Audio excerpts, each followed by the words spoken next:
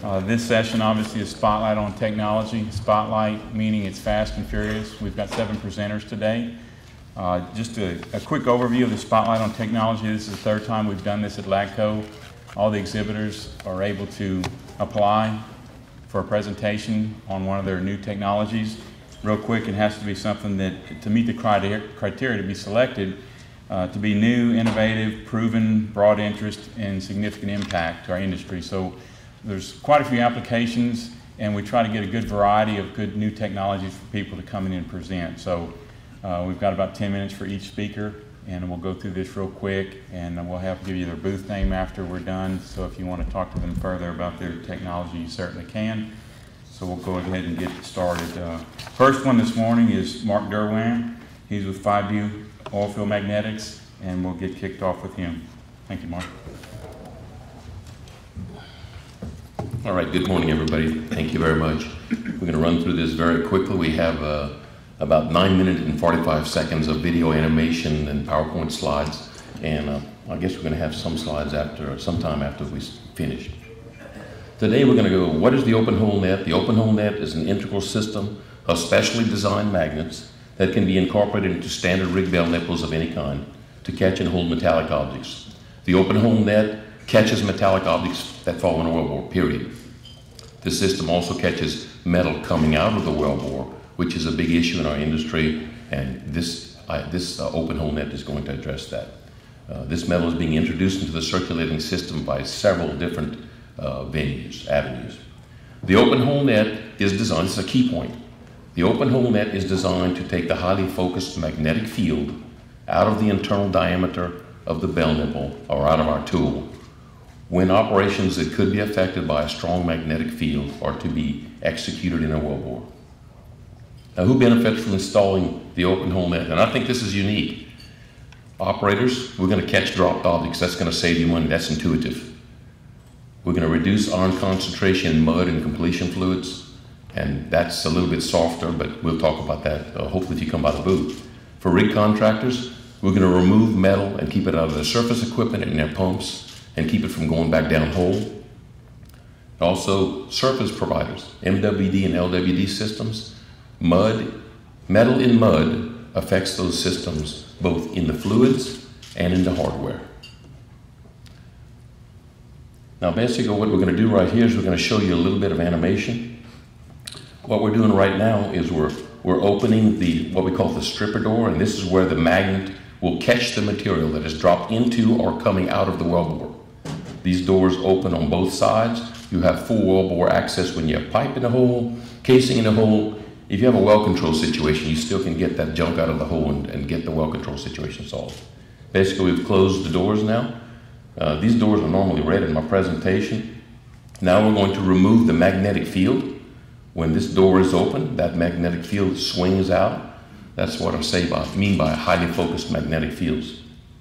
So what we're doing is we're removing the other magnetic field.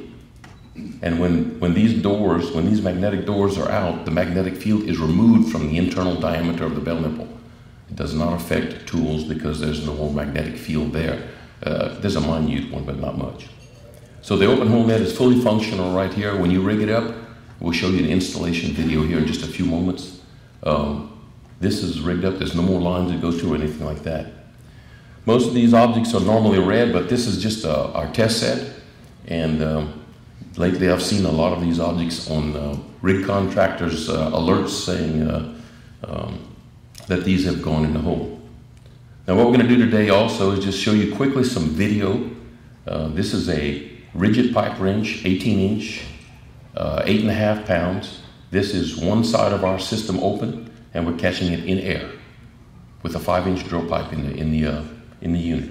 This is a simulation of a BOP bolt. It's about 7 pounds, catching that one in air also. This is a 3-pound hammerhead.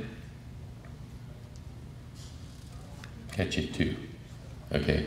Now with fluid in the wellbore, we're going to catch these things, we believe, a lot easier because of the buoyancy of the fluid and the viscosity of the fluid. This is a 48-inch pipe wrench that weighs 34 pounds. I'll let the video talk here.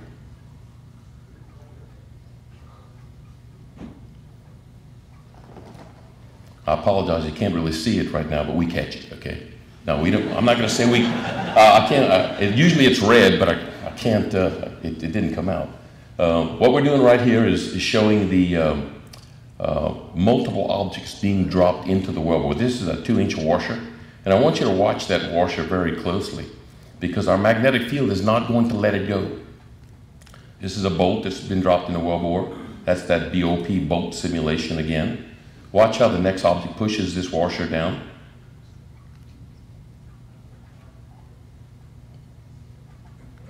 That washer is sitting right there now, right here. I apologize for the video, but watch the next item and watch how our magnetic field holds it. See how it rolled off and we didn't let it go down whole. That's a 36 that just went in the wellbore in our tool, and basically it barely got in the fluid. This is just how you clean our stripper doors. You basically manually separate the magnet from the stripper door, and that's how you clean it. We have no power source. We talk about catching metal that comes out of the wellbore, which is a very big issue. This is just a simulation of swarf, or what they call metal flour in the literature.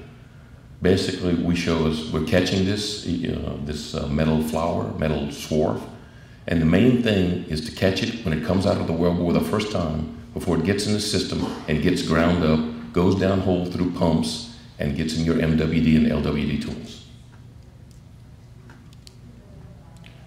Basically, what we're showing right here is the fact that we can catch this material, and if we can catch it, we can measure it. If we can measure it, we can manage it. We don't do a very good job of that in our business right now. We just let it eat everything. We let drill pipe, hard bending eat casing, and we use drill pipe rubbers and other things, but we really don't have a good answer, and this issue is 100 years old. So right here we can catch it, measure it, manage it. We can even get the metallurgy. Basically what we show right here is a piece of 12-inch pipe in our unit. We know this is not API, but we just wanted to show you that we can run casing through it. This is this is the unit. The unit is outside, our full-scale 13 5/8 unit. Basically what we show right here is the stripper door closed, in other words, fluid containment in place, and the magnet removed so that the magnetic field is out of the unit. Basically we show right here the doors open, so you have full access. We can drain this. You don't have to drain your stack to get to the tools that you might have dropped in the wellbore. Finally, as far as pictures, we have the stripper door open, the magnet removed, and this is how you would remove the metal from the unit. Basically, a little bit about installation, a very simple video animation. Basically, pick up the unit. A 13 5/8 unit weighs about 1/3 the weight of a normal hydro, 10,000 pound hydro. We set it on the annular. We can work through what they call a Dutch lubricator system or a lockdown system. You make up the bolts and you are rigged up. That is it. You're fully operational. Your wellbore is protected.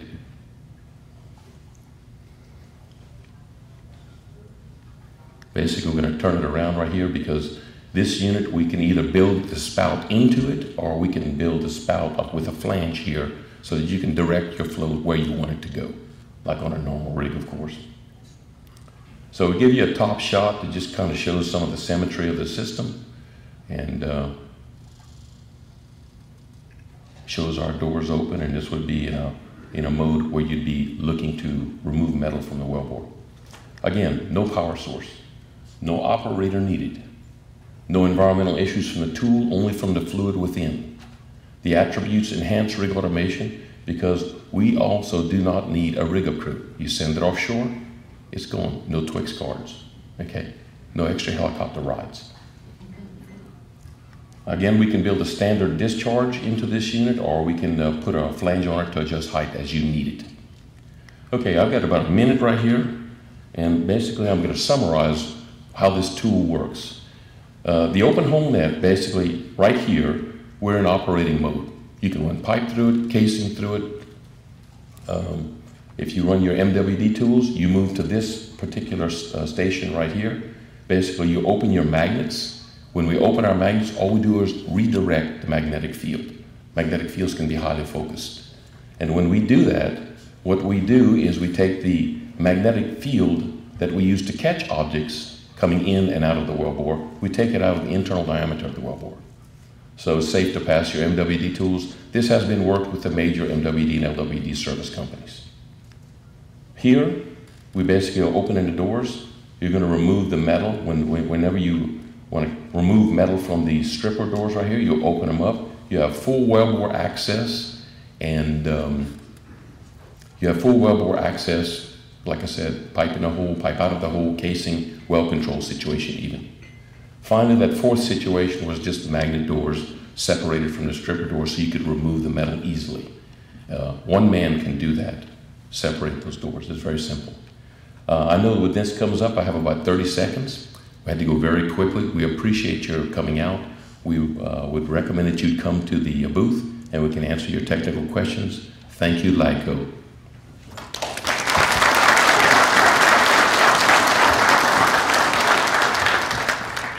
All right, thank you very much, Mark. For those that want to visit with him any further, he is in BOS 257. It's an outside booth, 257. Appreciation from LAGCOE for presenting, Mark. We're going to give each one of our speakers a gift. Thank you again. Thank you, Greg. Moving on, the second speaker today is Baker Hughes. They're going to talk about their fast-track LWD fluid analysis and sampling testing services. And to speak with us here today is Roger Williams with Baker.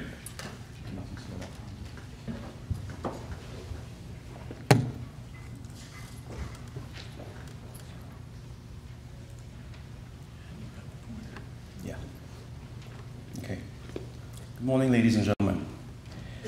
On behalf of Baker Hughes, I'm very honored to present to you today one of the winners of the LAGCOE Spotlight on New Technology, Fast Track Fluid Analysis and Sampling Tool. Until very recently, downhole fluid sampling and analysis has traditionally been done and could only be done on the wireline tools. However, leveraging off of the success of the test track formation pressure testing tool, we can now provide full capability of sampling and analysis while drilling. With the fast track tool, we still retain the capability of taking pressures, but now with a full suite of sensors, we are now poised to perform downhole fluid characterization as well as taking your samples as well.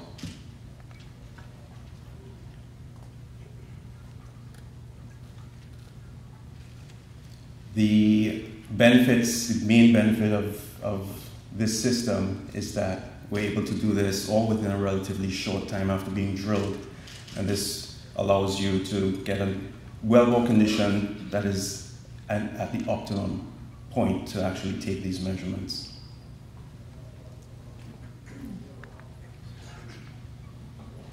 It's no wonder then that we have been garnering a lot of acclaim and awards as well from other Indian industry for this tool. Let's look at a demonstration video and exactly how this tool works.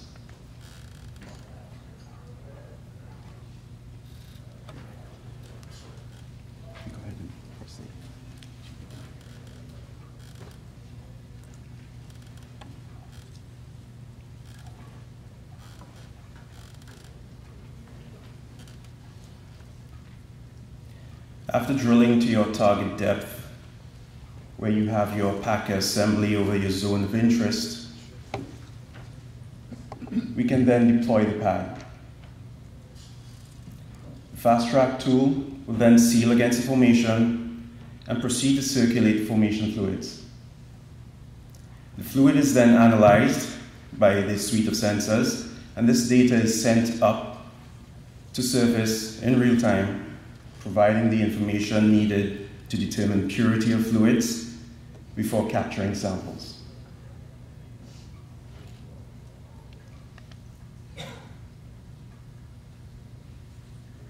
The onboard suite of sensors include measurements for density, viscosity, refractive index, sound speed, compressibility, gas-oil ratio, and mobility. And we're currently working hard to provide data from an optical spectrometer, which we hope to introduce in early 2014.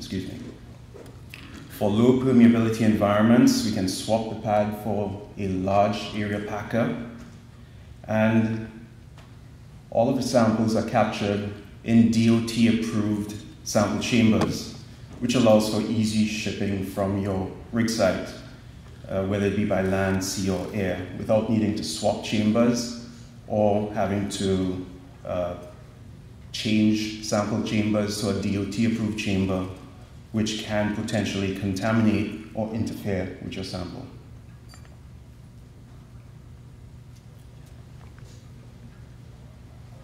So what have we seen so far with this technology?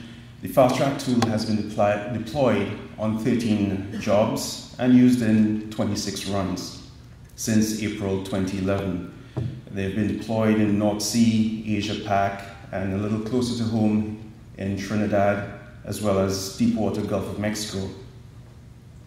We have acquired over 70 samples, and it's been done in formation fluids, getting formation fluid samples in both gas, oil, and water, and in water-based and oil-based muds. We've had purities anywhere from 5% to 25%, and the distinction there being when was that sample taken.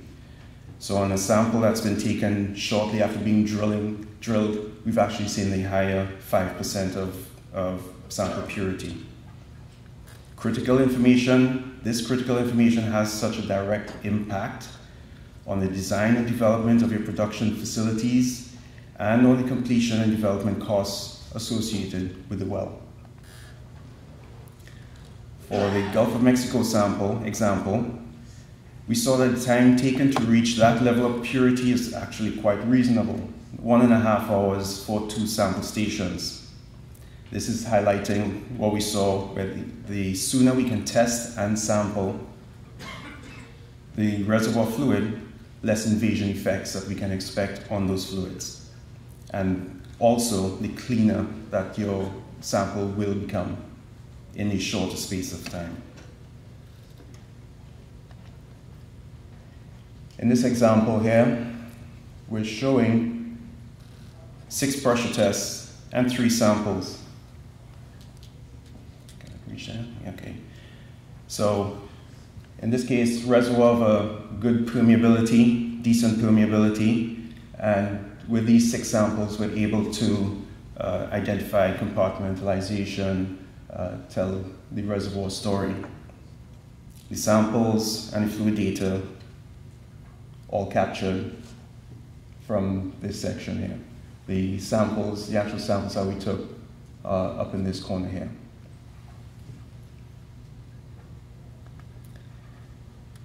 In this next zone, we took another 5 pressures and 2 fluid samples, and notice that the thinnest zone that we were able to actually take the pressures in was approximately 5 feet thick.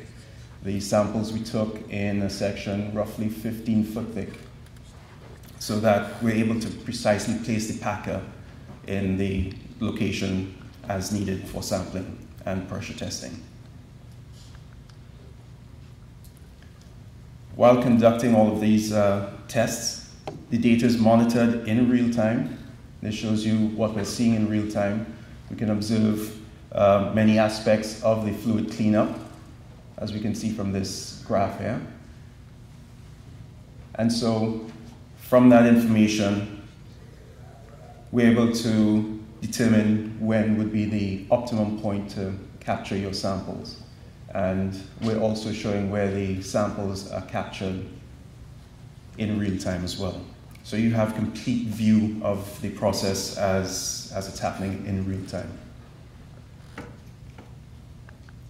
Of course, once we get memory data, we'll have that high density memory data to provide the detail necessary to understand the reservoir fluid and the rocks through which it's trying to flow. So in conclusion, Fast Track tool innovative, proven technology for taking reservoir fluid samples while drilling in complex environments where you may have issues with risk involving deployment of wireline tools. This can also have a significant impact on your reservoir completion strategy and facility development, saving costs, time, and risk involved with traditional methods of sampling, testing and sampling. Ladies and gentlemen, Baker Hughes Fast Track Fluid Analysis and Sampling Tool. Thank you.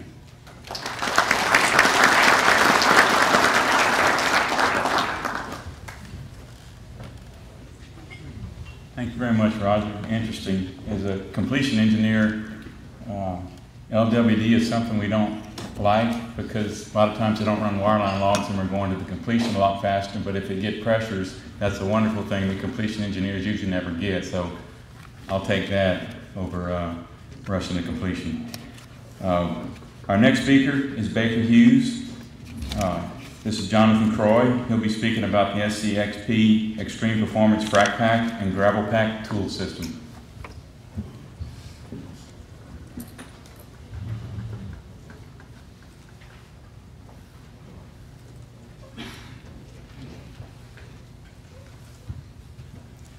Good morning. SCXP is Baker Hughes' new gravel and frac pack tool. It's our single platform system. Normally, gravel pack tools you either have an open hole version or a frac pack version. So Baker Hughes has created one tool that can do it all. For our deep water Gulf of Mexico challenges, we have to be able to pump large volumes of proppant, and with SCXP, we've been able to perform test rates 65 barrels a minute, 1.6 million pounds of proppant with a single trip tool. So by enhancing performance with that. We also have positive tool locating, which is very important in deep water, making sure that you stay in position during all times of operation. HPHT compatible, gets up to 400 degrees Fahrenheit, and also we have 15,000 PSI screen out pressures. And also with long horizontals, you have the ability to pump long horizontal open hole gravel packs without disturbing the filter cake. You maintain hydrostatic formation at all times. So how it differentiates from other tools, it has a single treatment position. Basically, whenever you go to a treating position, you can either circulate or you can do a squeeze. In the reverse position, you have the ability to set down, reverse, and with set down weight. This is important in deep water jobs when you have long reverse out times. You can set down and reverse without losing your position or the tool bobbing up and down and floaters. It's an anti-swab service tool, so especially for open hole gravel packs, you don't want to swab your well and disturb the filter cake. It has an ISO 14310 V0 rated packer, very important for gas producers.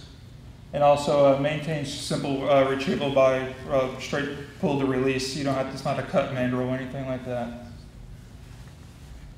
So here's our reliability. We did this test up in Mineral Wells.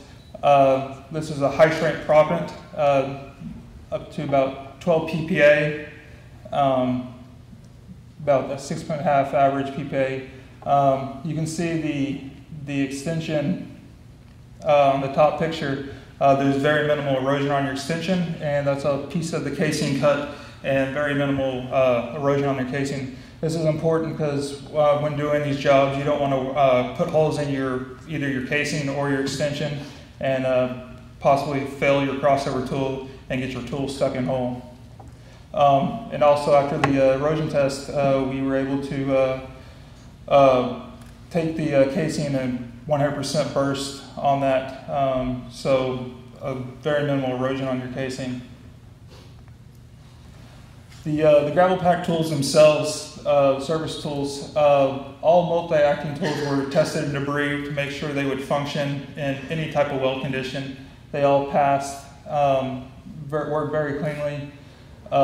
Each one was cycled through all of its positions in this concentrated slurry.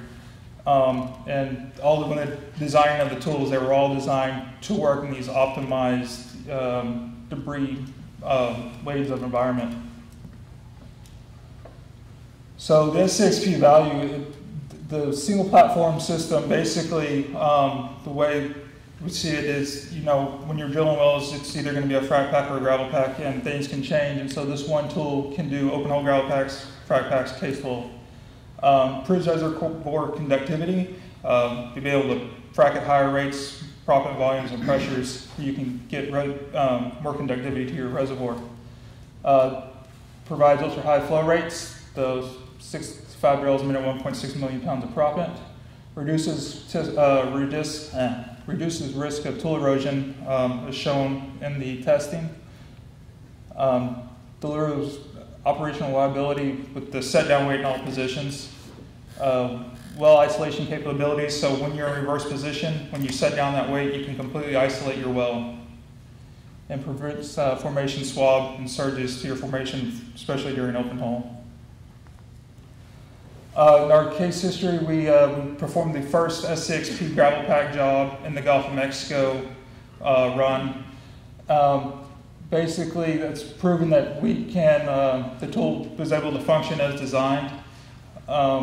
No MPT on it. We were able to reduce rig time by tripping in hole faster. The packer on the SCXP comes from our ZX liner hanger packing element, and it's a zero extrusion anti-swab element. So you can run in hole faster, you can circulate faster by your element without worrying about it swabbing off. High reliability with set down weights in all positions, and also the V0 rated packer. So that is our SCXP single frac pack and gravel pack tool. I'll be downstairs in the booth, EH106. If y'all have any questions, would like to come see the tool, we have a model of it.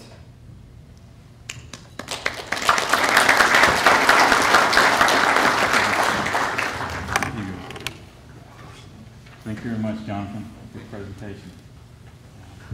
Service tools are a critical part of any completion for those that deal with gravel packs. Certainly one of the most critical things that people are glad when it's run in and everything works and it's run out. That's a huge success. Like Jonathan said, and previously LWD with Baker, they're in booth EH106. That's the exhibit hall downstairs. Moving on, our next speaker is Pat Pluggy. He's with E&B Green Solutions to talk about his G-Clean products. Good morning. I've had a chance to talk to Ben Broussard, who some of you may know from LOGA, the Louisiana Oil and Gas Association. I've talked to him many times. I'm from out in California and only get here to Louisiana very seldom. So we were chatting this week and I had a chance to meet him face to face, and we got to chatting about personal things, and asked him where he went to school. He said LSU. And before I could say another word, he said, well, I see you went to West Point. And I said, well, these LSU Tigers are pretty perceptive. Was it my military bearing? Was it my command voice? What gave it away? He said, no, I saw your ring when you were picking your nose. Which kind of set the tone for things. I figured I had to get even. So a little bit later in the day, this was out at the golf course on Monday. I found myself in the men's room, standing right next to Ben, and he finished up a little earlier than I did. And he immediately walked toward the door. So I thought, now is my chance. So over my shoulder, I said, you know, at my school, they taught us always to wash our hands before leaving the restroom. And he said, funny, at my school, they taught us never to pee on our hands. So those Tigers are pretty darn perceptive. E&B Green Solutions, we're a new organization. We're actually a sister company to E&B Natural Resources, which is headquartered in Bakersfield, California. It's an independent production company. We have operations in California, throughout California, East Texas, Kansas, Wyoming, and here in Louisiana. We're located out in Vinton and the Jennings area. We're the exclusive global distributor for the suite of products that are known as the G-Clean products. And our goal ultimately is to be a premier supplier of green products. Now there's When you say green, Mark and I were discussing this before we started. When you say green, a lot of times people kind of run the other way. So, you know, it's not easy being green, especially when you pose like this and you're from California. But what's difficult about being green is that a lot of folks are older in this industry and are kind of set in their ways, and they're using products to do cleanings and well stimulations that are old school to a certain degree. They're using things like mineral spirits, and our friends with xylene, and in fact, we even have some of our own folks that, with our well service company out in California, that like to use diesel, of all things, to do cleaning. So it's difficult sometimes to get folks to change. The other thing that causes us some problems with green technologies is the fact that there are a lot of folks out there that say they have a green product which is not green, or they say they have a green product and it doesn't work. And that allows me to work this photo into the presentation, because sometimes green really isn't green. What is a green product? We feel it matches 3 different criteria. First of all, it is non-toxic and safe. It's good for the environment. It's also good for the folks that have to apply the products. Second of all, it's renewable and sustainable. That means it comes from a renewable source, and that source will not be depleted for future use. In our case, our products are all manufactured from plant-based materials: soy, corn, palm oil, coconut oil, tall oils, and those sorts of things. And the last criteria for being a green product, which is really important, is it's got to be commercially viable. And that means that it's got to work as well as the other products that are out there for the same application. And there has to be a good business case for utilizing the green technology. What's the chemistry? This is really just kind of a high-level discussion of the chemistry. Basically, we take plant-based materials, and those are processed to form a colloidal particle called a micelle. And what a micelle is a very small particle, typically 1 to 4 nanometers. That's like the size of 20 hydrogen atoms.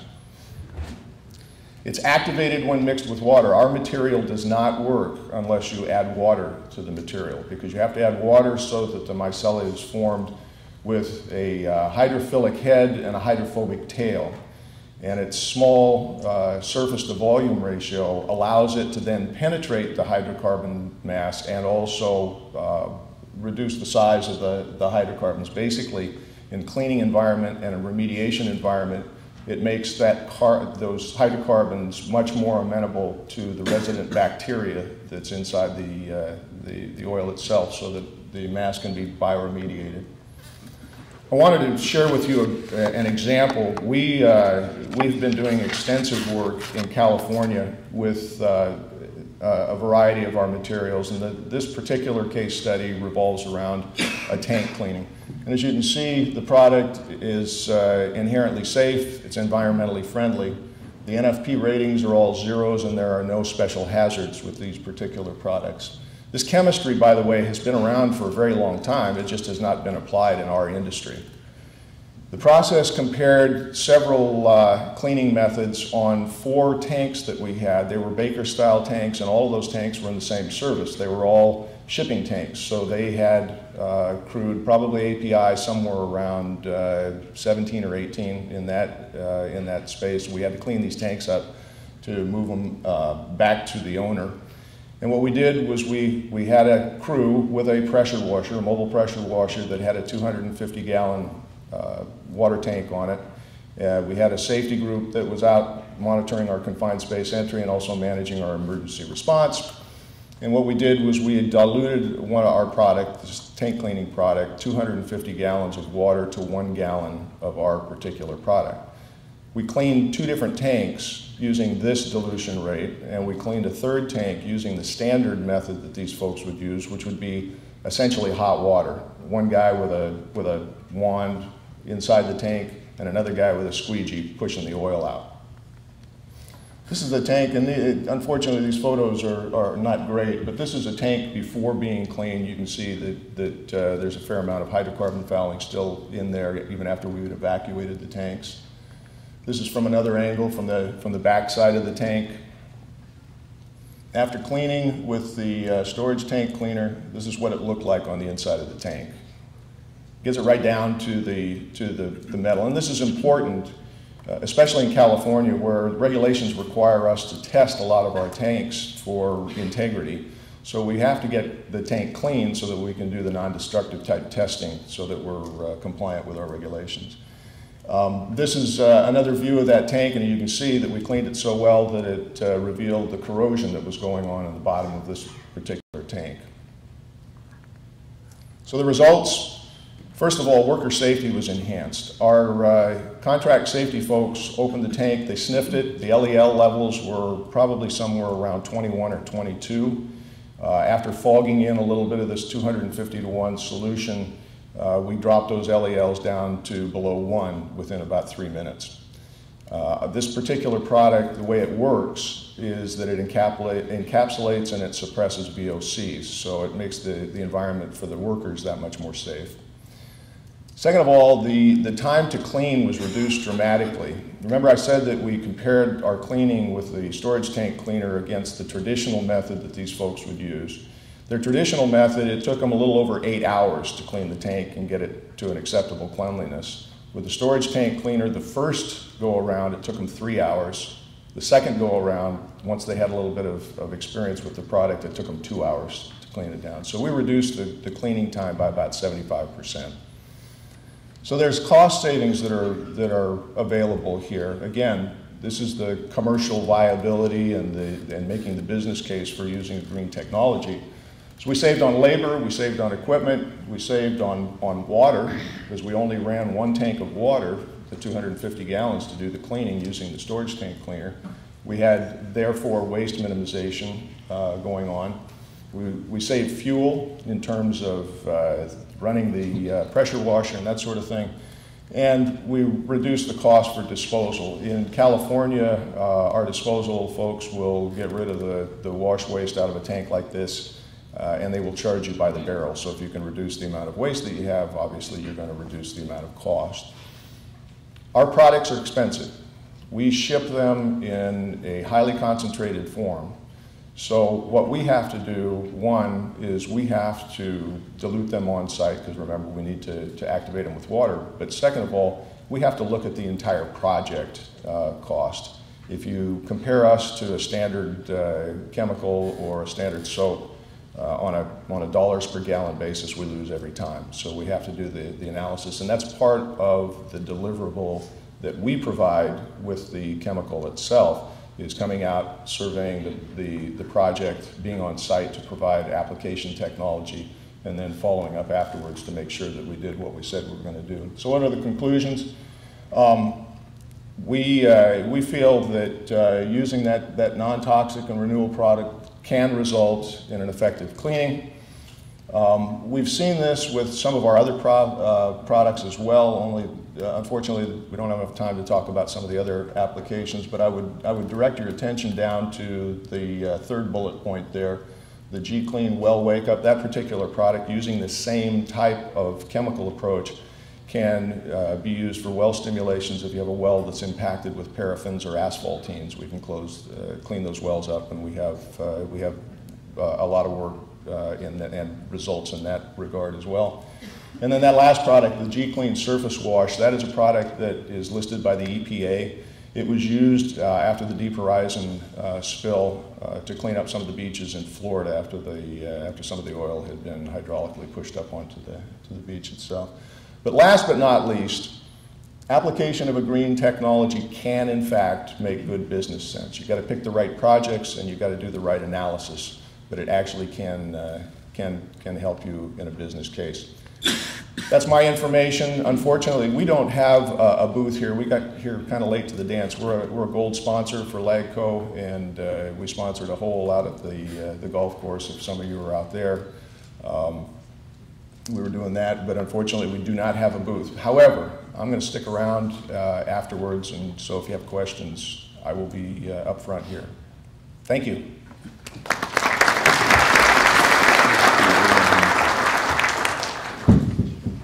Thank you very much from LAGCOE. Appreciate it.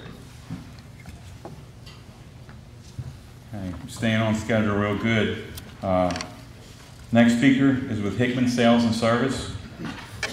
This is Don Hickman to talk about the stable data system for making up sucker rods.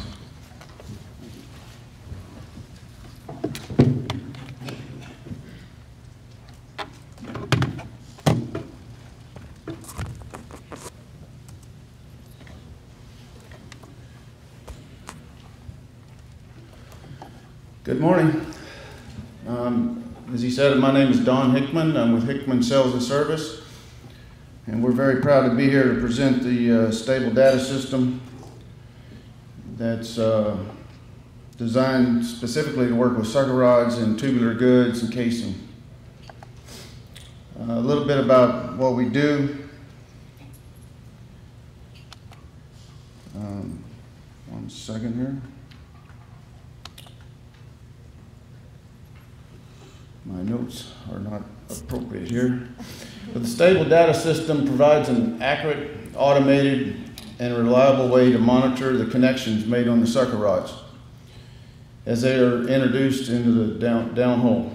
The collected data from each and every connection is sent and stored on a central database and allows for a historical record of the size, the grade of the sucker rods, including the couplings. There's also a complete inventory on what was introduced into the particular well. The central data point gives an end user a real-time tool for the performance and reliability of the connections. And our goal is to reduce the costly downtime due to unreliable and improper procedures of the current tools.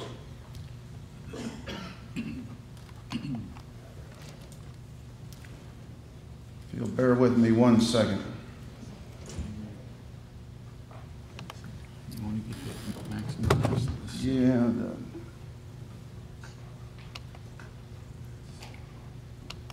Got a few. And maybe get this and then one over. Let's see if it'll give you notes.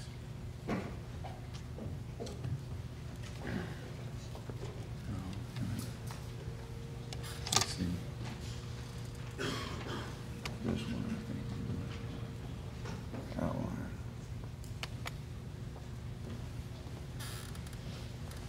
This will help.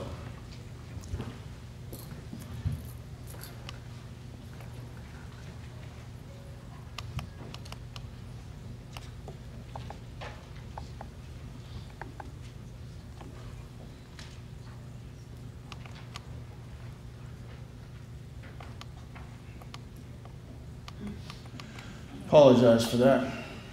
We offer the system in a variety of different ways. The units are designed to be trailer mounted as well as rig mounted. The modular design of the system allows for a variety of installations and that are required by the operators. The flatbed trailers allow for overhead lifting and transporting of large tubing and casing tongs as well as the rod tongs.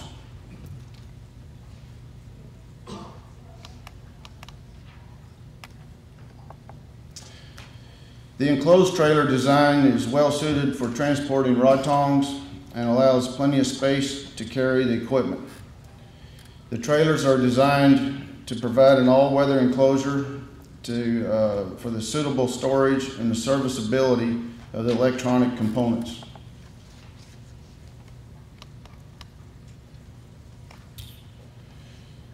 In order to move away from the uncontrolled rig hydraulic system, we developed our trailers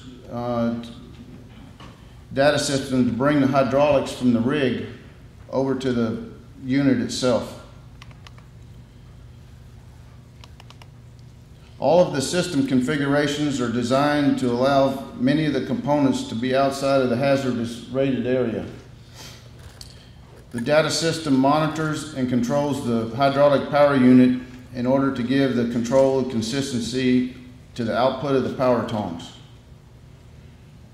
The trailer mounted units provide for a mobile and portable system which can be used on all types of well servicing rigs with various types of tongs. The trailer mounted version is one of the options for flexible use.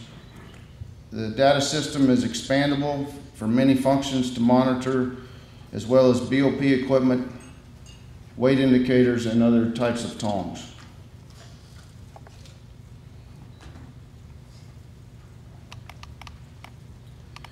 The data system was designed in modules and for choosing the flexibility of the best installation, and allows for a very effective serviceability and a components exchange for repairs when needed.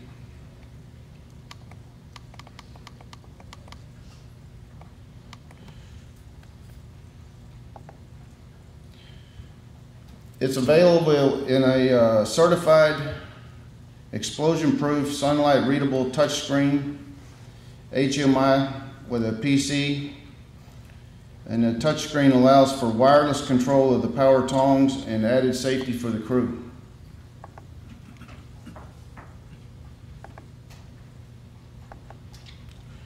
To begin with, we have a login screen.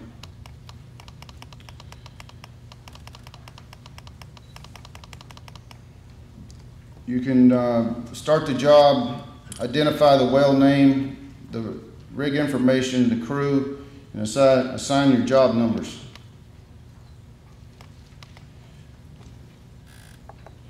It's set up to configure it for weight indicators, alarms, tear out any of your undesirable weights, set up your gauges, and so forth in your tooling.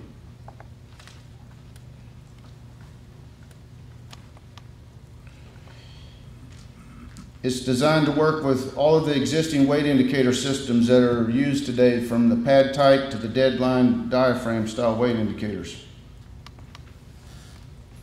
It provides real-time monitoring and the data of the weight continually. The next part of the configuration is the rod selection by size, type, grade.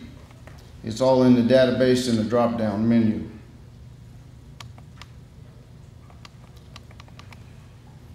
You're able to select between new runs on new rod installations and reruns.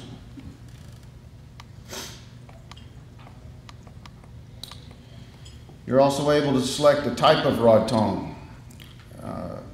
There's numerous different tongs on the market, and we run them through a testing procedure so we can calibrate and certify which types of tongs and the performance.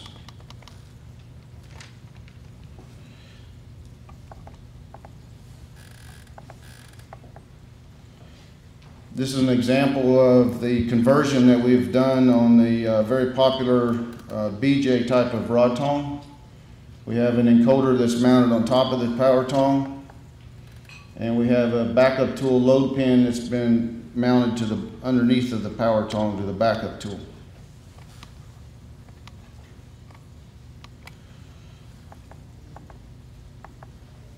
We've also incorporated some electronic buttons that can operate the power tongs with push button controls. The controls of the power tongs can be run from the rig operator and or from the tong operator. With the electronic controls, provides us an electronic safety shutdown where the tongs will not operate unless the appropriate button is pushed.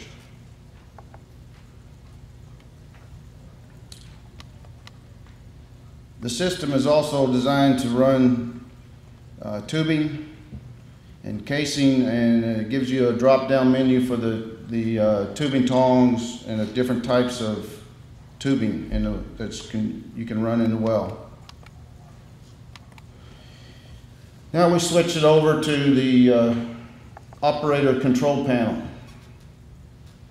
The operator is able to see the type of tong, the type of rod, and the operator can select in the lower right-hand corner whether he's going to control the tongs or the rig crew.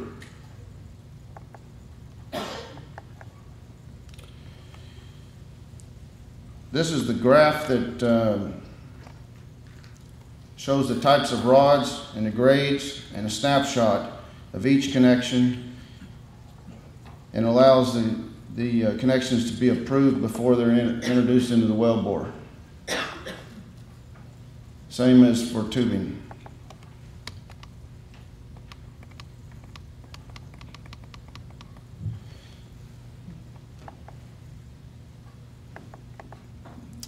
This slide will aim to show you, it's very hard to see, where we had some error messages, and it will actually stop you from introducing problems into the wellbore and allow you to make corrections and to reapprove them. And it will, let's see, right here, it will allow you to repeat that connection until the connection is properly done. This is the type of warning that you may get if you have a bad thread or a rough connection. We also have developed a side-mounted version of the power tong to be used in pipe yards and facilities to remove couplings and or to make up the couplings prior to bringing them out to the job site. This can eliminate 50% of installation problems by making up the connections prior to taking them to the well site.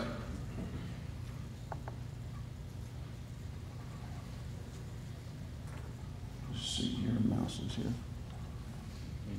Yeah.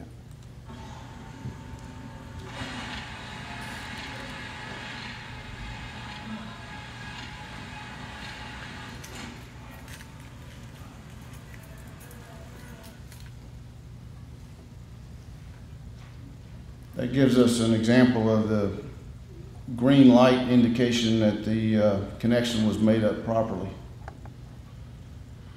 We've also have developed a website that allows us to transmit all the data into the cloud and store it very privately and securely. We give an operator login and a few other people to assign under him, where you can actually watch real time what's going on with the rig crew and the connections. You're able to monitor the weight as you're introducing the string into the wellbore, in case there's problems with the rod string. This is the graph that's real time that you're able to view online, and the data is stored on the database, which identifies the target that we want to reach on the connection. And this is a short video that demonstrates the API recommendation for making up a sucker rod. Turn that up just a touch. The stable data system is furnished with connection cleaning tools to help ensure that proper cleaning and lubrication is achieved. The stable makeup procedure meets the circumferential displacements as set forth by API and the sucker rod manufacturers. We have compared the circumferential displacement values to our certified torque measures, and we will demonstrate how the CD is measured. The procedure states that the connection is screwed together hand tight until the shoulders connect and then to begin the carding process. The CD card is placed along the hand tight connection and the distance is marked on the connection of the sucker rod. The indications are provided and the rod is then unscrewed and torqued up with the power tongs to the recommended displacement as per the CD card. After the inspection, card marking, and unscrewing the rod, we are ready to push the start button to start each and every connection. When the start button is pressed, the power tongs begin to make up the connection with wireless controls. We have a green light indication that the connection is made up properly and is reported to the operator with a green light frame displayed on the screen and the indication that the torque is in range and can be accepted. We can now press the OK button, which will restart the system and advance to the next connection. Once again, we have a green light indication for the rod connection, and the connection is recorded, verified on the data system, accepted, and is advanced to the next connection. In the event we have an under-torque or bad thread connection, the system will indicate with a yellow warning light an audible alarm that there is a bad connection. This will allow the operator the opportunity to correct this connection before entering the well. The numbered connection is repeated until the connection is satisfactory and approved. The connection has been approved by the system, and the rod is needed to verify that the proper CD has been achieved by the indications of the marks from the beginning to the secondary mark to verify that the API recommended practice to make up the sucker rod has been completed. Hickman Sales and Service Incorporated would be offering training and priority service related contracts. The stable data system provides oil and gas operators a new standard of managed torque makeup that has been specifically designed around the well servicing rig floor operations. Creating a new standard of torque automation will save operators millions of dollars in downtime and field expenses. Ladies and gentlemen, this concludes our presentation. And we're very thankful to be here. We have a booth outside. We're in the corner of ROS 29, and welcome to come by and look for a demonstration. We have the equipment here. Thank you very much.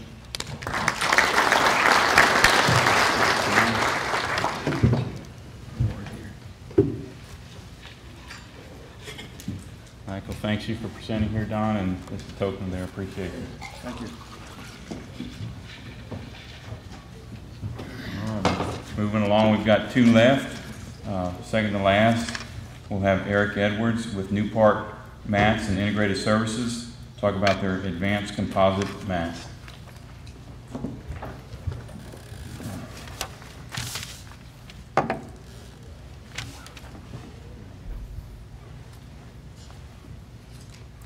Thank you. First, I would like to recognize that this award means a lot to our organization. New Park Mats and Integrated Services is part of New Park Resources. Solutions and innovation is the key and the cornerstone of our organization. So with that, I'm going to jump in and talk a little bit about this product. I apologize, I have to typically like to walk around when I talk, but I'll try to stay behind the mic here. Durabase Advanced Composite Mat System that's the focus of the Innovation Award and what we want to present. The mat itself, 14 feet by 8 feet, 91 square feet is the usable surface area. Non-permeable, this is very important to this conversation. Anti-skid surface, it interlocks together. We do work all over the world with operators in both the drilling side and the completion side.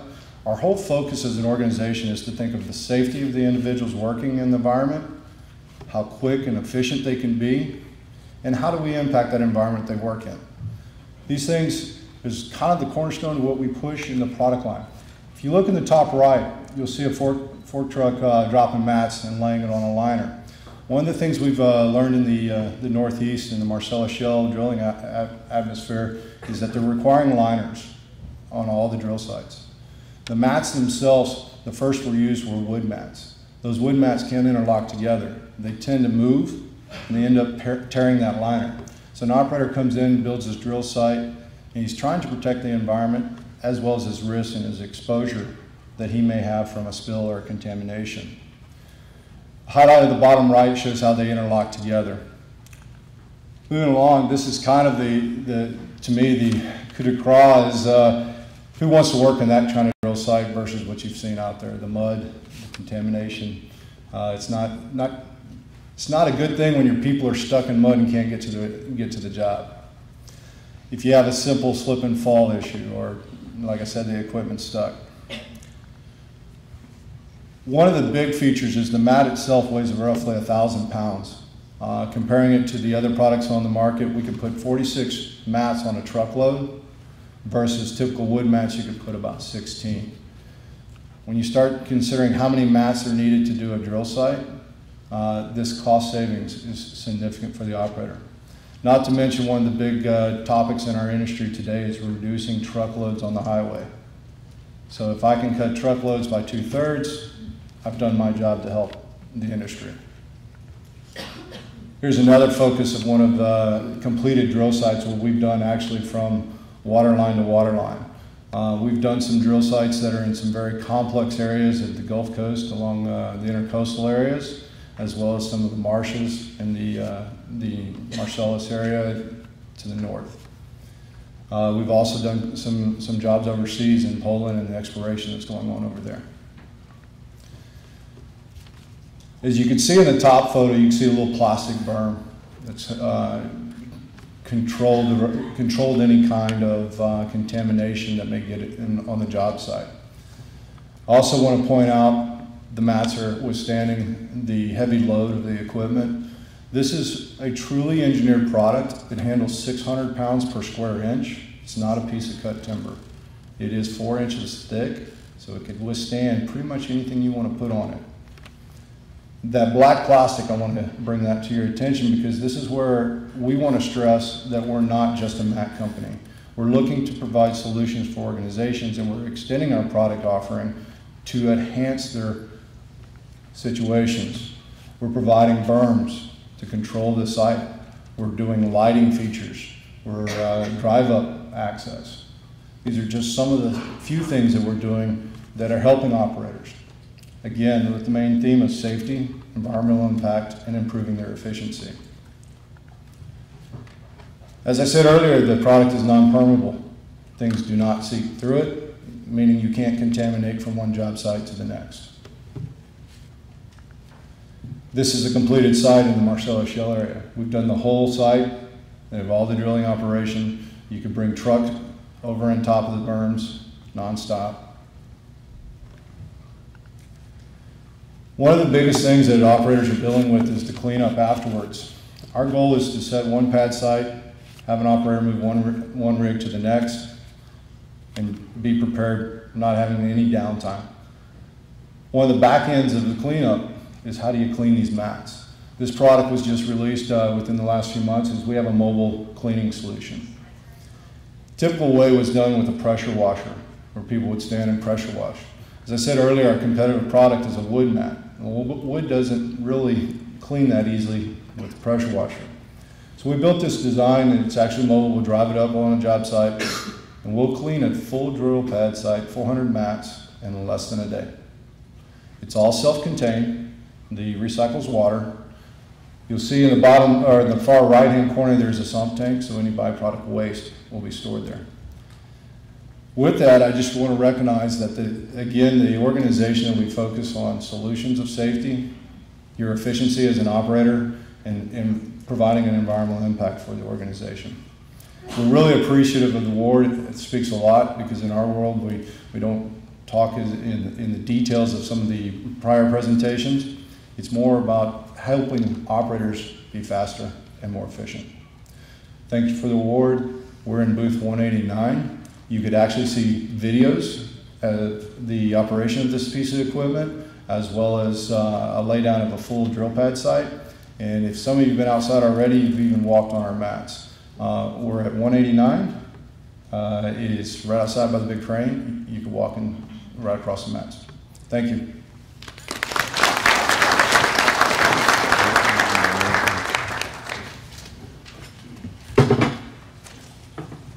Thank you again, Eric. That was a very interesting presentation.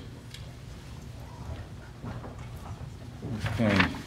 Last but not least, we have Zaruf Muhammad. He's with Zaruf Valves, ZPV, High Efficiency Modular Valves for Gas Gathering and Distribution Applications.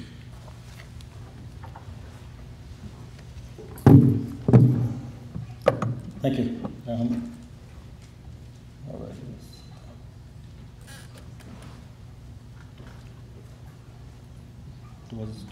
Just advance. Yeah.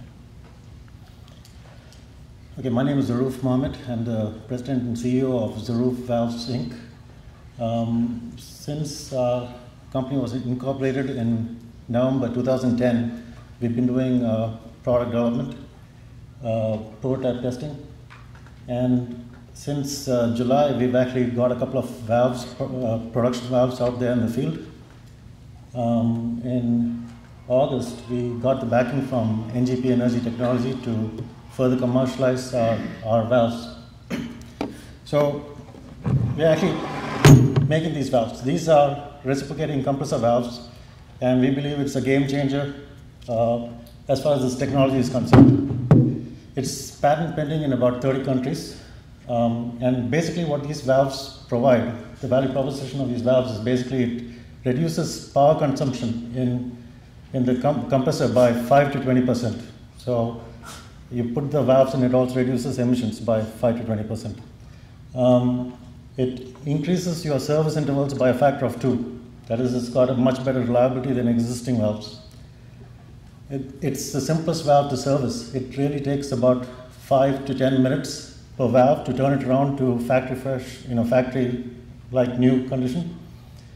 And when you deploy these valves in a plant or something, it can reduce your inventory by more than approximately 80%. So the application basically is any gas, compression with reciprocating compressors. So it could be natural gas, the complete natural gas industry. It could be enhanced oil recovery, carbon storage and sequestration, LNG, multi-phase gases, etc.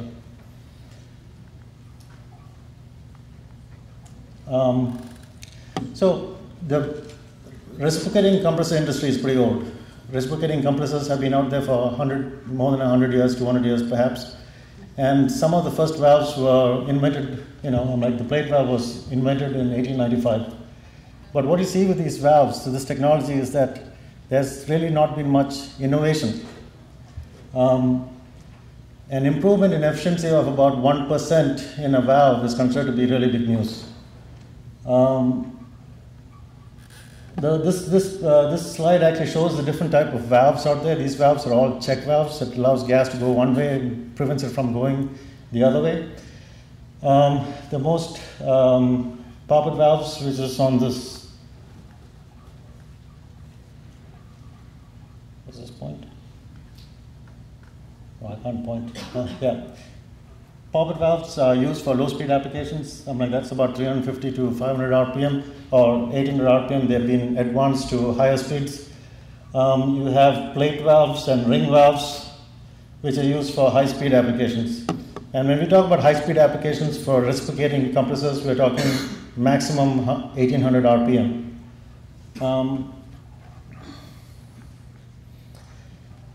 So the valves in a reciprocating compressor are its weakest link. It actually determines the efficiency of the valve, its reliability, as well as its cost of operation. So one of the biggest problems is that at 900 RPM, a compressor running at 900 RPM, which is considered to be medium speed, the sealing elements are hitting against the seat at 900 times a minute, 24 hours a day. So that causes wear. Once you have wear, then the valve starts leaking and you have to shut down the machine, send the valves out to a precision machine shop to get it refurbished. And so this requires skill, precision machining, etc. And this basically means downtime. The other issue is that valves, in a survey, it shows that 36% of unscheduled shutdowns are due to valves. The service interval can vary from once a year for a medium speed application, clean gas, pipeline transmission for instance, to in certain cases like really dirty gas gathering, the service interval is something like 3 to 4 days, where they actually have to shut down and service the valves. So the valves are consumables. The metal portion of the valves have to be replaced after you service it, after you machine it a couple of times. You actually throw away the entire valve and replace it with a new one. The other issue with valves is that it determines the efficiency of your compressor. In a pipeline transmission application, about 20% of the power that's used by the compressor is used to push the gas through the valves. And only 80% is actually used to provide you with the compressed gas, pretty much. And again, because compressors have been around for more than 200 years, you've got different brands of compressors, you've got different stages, and a valve that fits into an 8-inch hole in a dresser compressor will not fit into an aerial compressor, 8-inch hole in an aerial compressor. So typically what customers do is that they end up stocking fully assembled valves, racks and racks of valves. So that's all inventory. So the solution that we have, it's a valve, it's a drop-in replacement for existing valves. And basically, what you do with these valves is that you open it up, and it consists of modules or cartridges. And it's as simple as that. To service this valve, all you do is you pull out these existing cartridges, you throw it away, take a new one, and put it back in. So you can replace this entire cartridge within 3 to 5 minutes maybe. But what it does is, because these cartridges are stationary, there's absolutely no wear on the metal parts, and that means you completely eliminate the machining part of it. You can refurbish these valves at your compressor site, and the downtime is basically minimized.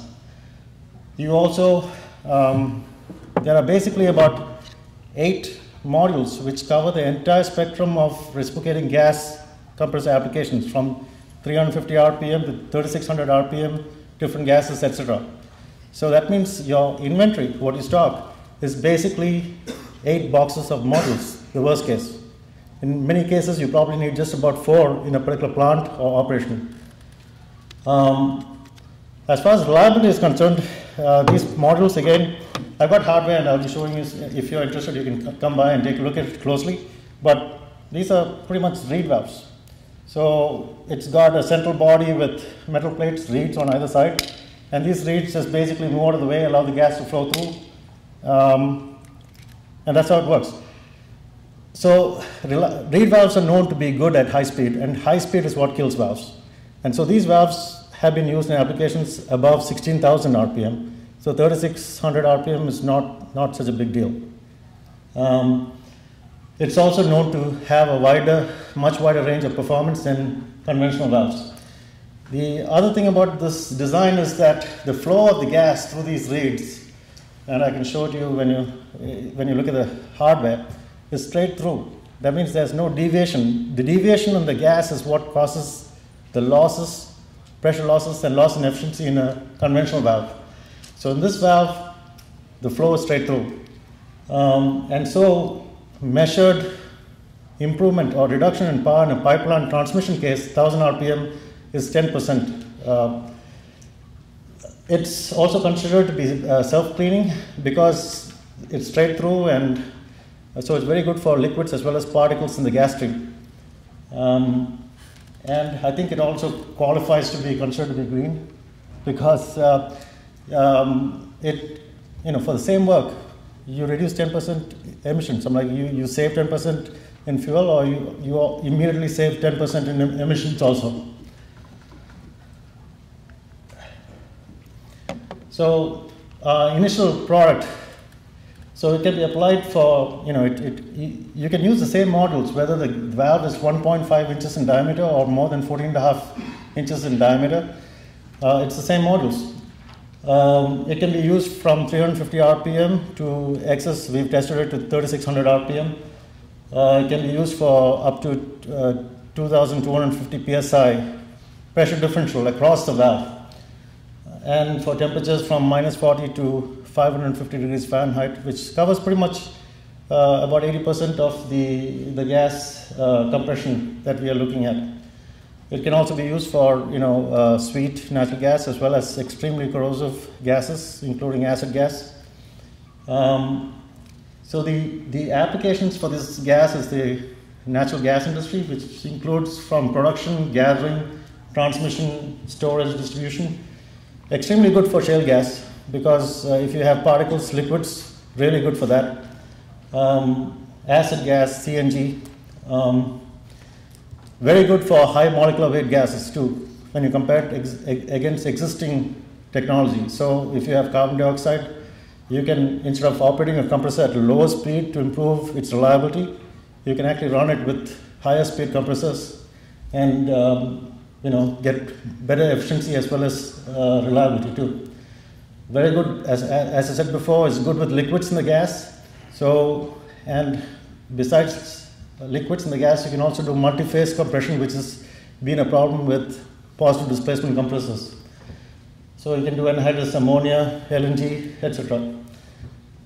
We've also sold a couple of valves for air drilling. So the air industry also is impacted by these valves and can be used in process gases too. So I've said that there are about 8 different models. All of them look the same on the outside, but on the inside, we optimize these valves, these models. We select a model depending on the application, so operating conditions, molecular weight of the gas, speed, etc. And we actually guarantee. So like I said, unlike existing technology, if you get about 1% improvement in valve efficiency, people write papers about it. But we actually guarantee a 20% improvement in valve efficiency, and we also guarantee a 25% improvement in service intervals. We also have the industry-leading 1-year warranty on the metal housing. Actually, the metal housing never has to be replaced unless you have a catastrophic event. But we double the warranty of existing valves. So some of the other things that we're doing with this valve, this technology is quite different. So we're working with OEMs also. So one question I like to ask OEM compressor manufacturers is, why are the valves round? The valve is round because the first valve was round. And that's the only reason why it's round, really. But if you think about it, the best shape for a valve is actually a rectangular plate, probably a curved plate at the end of a cylinder. And because all the wear is contained inside this valve, this makes it possible for OEM compressor manufacturers to make much more efficient and better compressors. So that's a long-term project that we're working on also. I think I missed something. Okay. So we've done some performance tests. The reliability group of a compressor station, we did 2 tests in different compressor stations at different times. The first test, it was, we saw a 9% improvement over the best existing valve today. And in the second test, we saw an 18% improvement in power compared to a MOPET valve. This is power, not valve efficiency. This is actual power. I'll show you some more information about that. We also did a test in a major compressor manufacturer's R&D test loop, 52 different points in natural gas as well as carbon dioxide, and we showed significant improvements in efficiency and power. So this is actually a test data that was provided to us by the reliability group of the pipeline transmission group that we tested these valves in. What you'll see here is that, I can't point here, but the total horsepower actually dropped by about 8%, but at the same time the flow increased by 1.25%. So the horsepower divided by volume actually improved by 9.3%.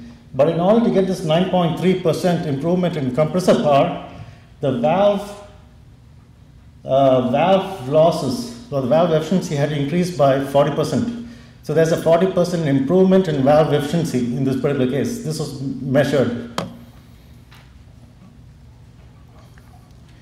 This is another simple test. It's called an open flow loop test. This was conducted by the same OEM R&D place, and you can see that what they do. What they do is they flow different volumes of gas through the valve, and they measure the pressure drop across the valve, which really tells you what the resistance is to a flow. So it's purely experimental.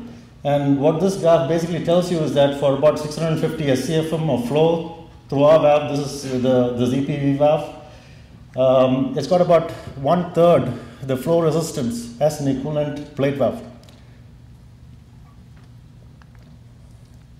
So we've got several field installations already, and we are collecting data. We've just started installing valves in the field since end of July, but our first field installation was in an aerial JGT4 compressor running at 1400 RPM. That particular compressor, the valves used to break every week, and they had to service the valves every week. So we've had it installed since since August 8th, and we've not had an issue with the valves at all, and the compressor is running with a better performance. So that's more than 10 times, so it's 10 weeks and counting. Similarly, with the Gemini D504 compressor, we are having similar good results, and there's a lot of sand and liquids in that application, no issues. So if you take a look at the possible economic value add in a pipeline transmission application, you can see that this is the initial, the cost of the valves, assuming that our valves are more expensive than existing valves, but the cost of maintenance over 5 years is about $69,000 for our valves versus $156,000 for an existing valve. And the cost of energy during the same time is an added cost of $424,000 for conventional valves. So the economic advantage, you save about $500,000 per compressor in a compressor station, and typically there's about 10 compressors in a compressor station, so it's about $5 million, I believe. But on top of this, you get 10% lower emissions. And then if you think about the reliability, if you save 2 days, you're saving about $2.9 million per year. But if you want to use the power that you saved and push more gas through the compressor, that means annually you can push about, if you can do it, if the pipeline can handle it, you can push about $53 million worth of gas through the same pipeline using the same equipment with just a drop-in replacement of valves. In a gas production plant, it's a little bit different because here the service interval is about 6.5 weeks compared to about 1 year for a pipeline transmission case. And here what you'll see is that the cost of maintenance is about $1.2 million cheaper per compressor per year. And if you have about 25 compressors in a plant, that adds up to a significant amount. So to summarize, the performance valves is a game changer. It's a drop-in replacement for existing reciprocating compressor valves. It provides about 5 to 15% lower emissions or lower power. Or you can use, you can have 5 to 15% increased throughput through exactly the same equipment. It provides 50 to 100% better reliability, and we guarantee a 25% improvement in service interval. It's extremely tolerant to liquids and solids in the gas stream. It enables people to do multi-phase compression and much better reliability in shale gas production. It's the easiest valve to service, takes about 5 to 10 minutes per valve on site with limited, without any machining, skilled labor or special tooling. And by deploying these valves, you can reduce your inventory by 80%, stock boxes, shoe boxes full of modules rather than racks and racks of fully assembled valves. And it enables new applications. You can have higher speed, smaller compressors doing the same work as larger, slow speed compressors. You can do multi-phase compression and compression of gases with liquids and solids in the gas feed. So with that, that's the end of my presentation. We don't have a booth here, but I'll be around. I can show you some hardware. Good thing about our product is we can actually carry it around with us in our hands. So I got some products that I can show you. Thank you.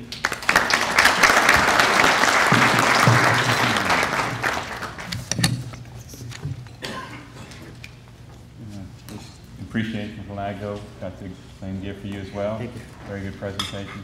Thank you.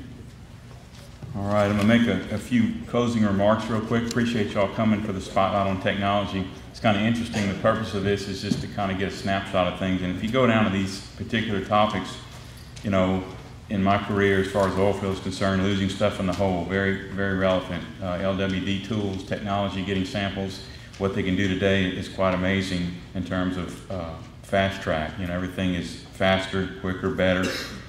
Service tools, knock on wood, there's only been one stuck service tool in my life that I've ever had to deal with a long time ago. So that's very fortunate. Those tools take a lot of abuse. Cleaning chemicals and stuff, we're always dealing with wastewater, trying to reduce our volume of waste fluids and products that can help us get to where we need to be. As far as sucker rods, there's a lot of horror stories about sucker rods, improper torque makeup, broken sucker rods, things of that nature. On the mats, I can't tell you how many board locations I've been on, walking on wooden boards with mud spewing up between the boards, slippery, safety hazard. And then the valves, early in my career, like you said, every 3 to 4 days, I spent a lot of time offshore 7-7, changing compressor valves was a regular thing. And I asked myself over 20 years ago, there's got to be something better than this. So with technology over the years, it certainly comes a long way.